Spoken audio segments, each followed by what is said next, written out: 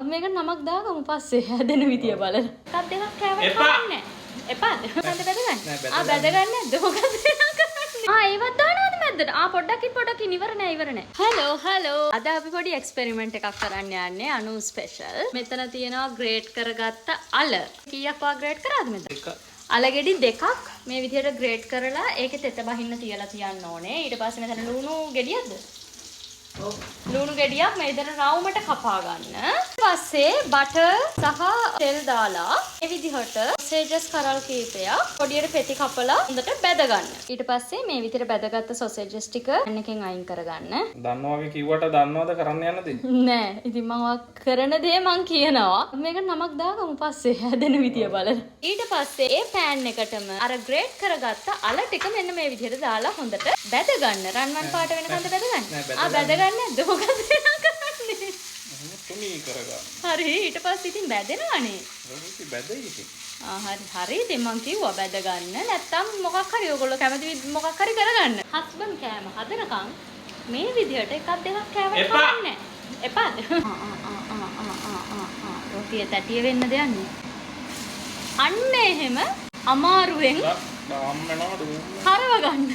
ඊට පස්සේ මෙන්න මෙහෙම බිත්තර දෙකක් කඩලා අරගෙන ගෑරප්පුවකින් ගසා ගන්න. ඊපසු ඒ ගසාගත් බිත්තරය මේ ආකාරයට රොටියට හලා ගන්න. ඒ කොහේ හරි දැකලාද මේ හදන්නේ නැත්නම් ආ හිතලාද හදන්නේ?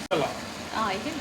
ඊට පස්සේ මේ රෝස්මෙරි ඔරිගානෝ චුට්ටක් පාස්ලි ඊට පස්සේ බැදගත්ත සොසේජස් ටික මේ විදිහට ඒක මතට තවට ගන්න. තවර ගන්න. දමා ගන්න. මොකද්ද? දමා ගන්න. මොකක් හරි. ඒක පීට්සා එකක්ද මේ හදන්නේ? දන්නේ මොකක්ද දන්නේ.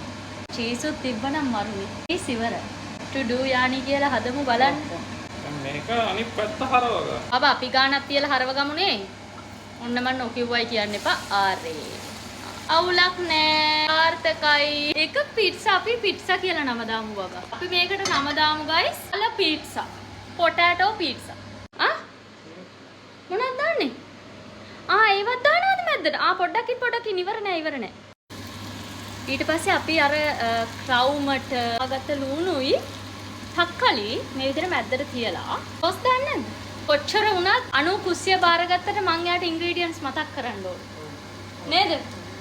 ඒකනේ මේ විදිහට මයොනයිස් ටිකක් මුලින් අපි දාගන්නවා. ඉස්සරට දාගන්න. ඊට පස්සේ අපි මේකට chili and garlic sauce ඊට පස්සේ අපි මේකට දාගන්නවා. ඔයගලන්ට තීන sauce එකක් දාගන්න doesn't matter. ඊට පස්සේ මේක මේ විදිහට ලස්සනට දෙකට නමා ගන්න. මේක තමයි අපේ අද ඩිනර් එක. හැමදාම මගේ කෑම වල අනෝනේ රහ කියන්නේ අද අනෝගේ කෑම එකේ මම රහ කියන්නයි යන්නේ.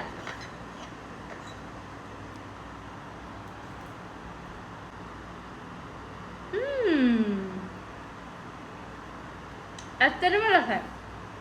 අවංකවම මාරු රසයි. මේක ඇත්තටම පිට්සා කියන්නත් බෑ. මේක මෙහෙම දෙකට නමගෙන එන්නේ. මේකේ ඉන්ග්‍රීඩියන්ට්ස් ඔයගොල්ලෝ දැක්ක හින්දා. මේකට සුදුසු නම ඔයාලා සජෙස්ට් කරගෙන යන්න පල්ලෙහෙන් කමෙන්ට් එකක් දාන්න. එහෙනම් ඔයගොල්ලෝ හදලා බලලා පල්ලෙහෙන් කමෙන්ට් එකක් දාන්න කොහොමද කියලා. එහෙනම් අපි ගිහින් යන්න ආයි අලුත් වීඩියෝ එකකින් හම්බෙමු. බයි.